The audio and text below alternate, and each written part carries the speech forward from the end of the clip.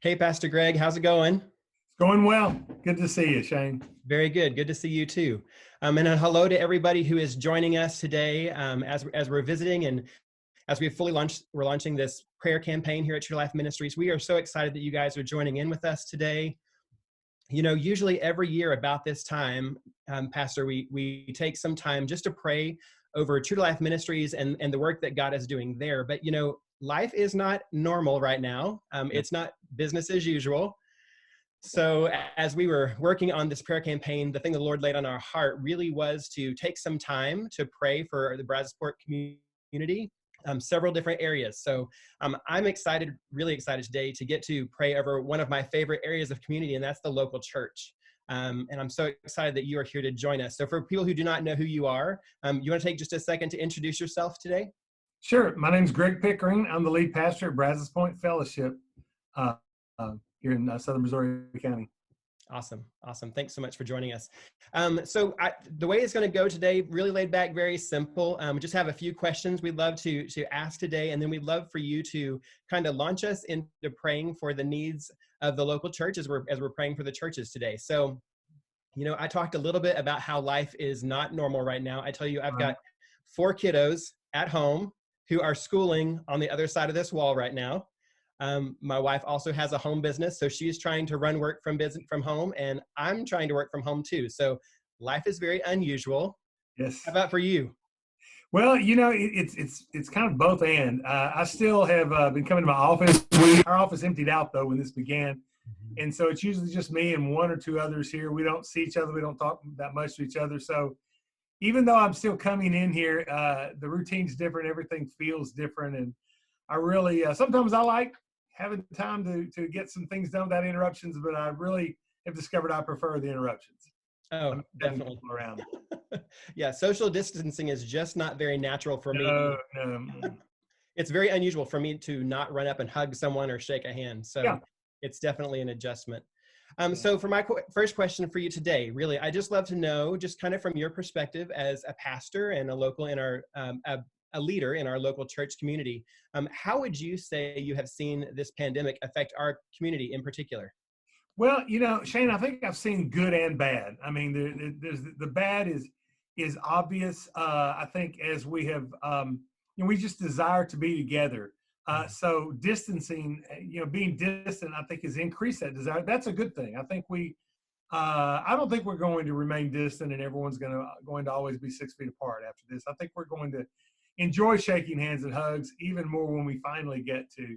So I think that's been the good part of it. I think as far as the bad, by now, so many weeks into this, I think we've all kind of accepted the losses we've had. Different ones of us have had different kinds of losses.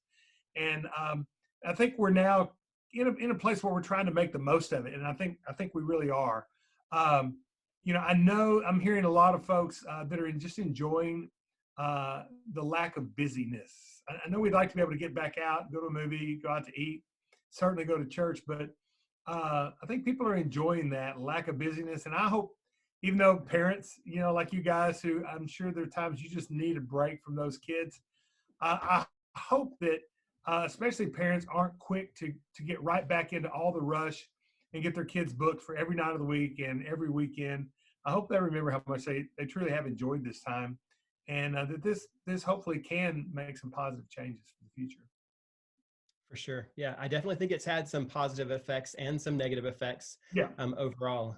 You mentioned favorite places you'd like to go. The one place that I think my family is going to rush to is any place that serves chips and salsa, because they tend to be big Mexican food fans. So we've definitely done some curbside delivery in that area. What's the first place you're going to return to, Pastor Greg, when life goes back to semi-normal? Well, I think the first thing we'll do is we will hop in the car and head to Georgetown to see my grandsons. Awesome.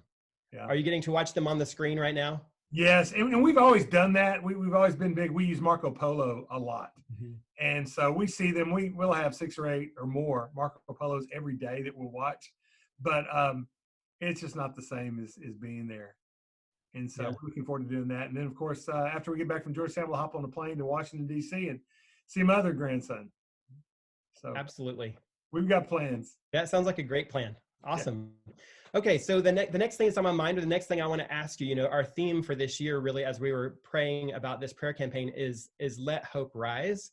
And I'd love to know your thoughts on how you've seen hope rise in our community. I think times like this that are bad but not horrible, they bring out the best in people, and we've seen that. I mean, I just had a conversation with my neighbor across the street, and I realized today I've been calling her by her daughter's name for years, and I didn't know it until we really actually had a good conversation. Other than, hey, how are you doing?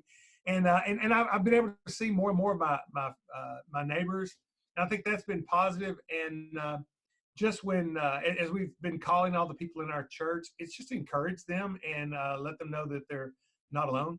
I've seen people doing good things. A lot of good things have happened.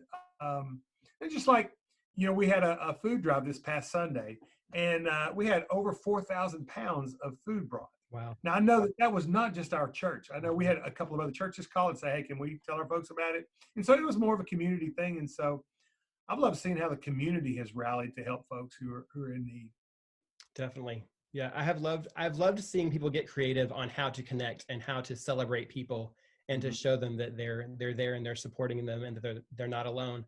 I think also one of my favorite things you mentioned, your church reaching out to the members of the church just to check on people. Mhm. One of the things I got to do this week, leading up to this prayer campaign, was to reach out to our local churches and try to touch base with everyone. Now, granted, a lot of people weren't answering phones because they weren't officing during the week or they're Right. at home. Yeah. But I loved the people that I did get to connect with, the pastors and those in the offices. I was asking, how can we pray for you? How can we support you in this time? And I think the thing that most of them were saying is just pray that we would have some wisdom and discernment on how to start the process of going back to normal, how to return to services, Right. having real wisdom there. Um, so my final question for you really today is just what would you want people to be praying for, specifically for you, for your church, for the pastors in our area that we might not be thinking of? Well, I think you hit the nail on the head. Where our minds are at right now is getting everyone back to church, and we know it's going to be different. We may not be able to do children's services like we have done in the past. We're going to have to take a lot of the chairs out of the auditoriums if we have chairs, or rope off the pews, and have a lot less people in there. So what that means to us is we're going to be having shorter services and more of them.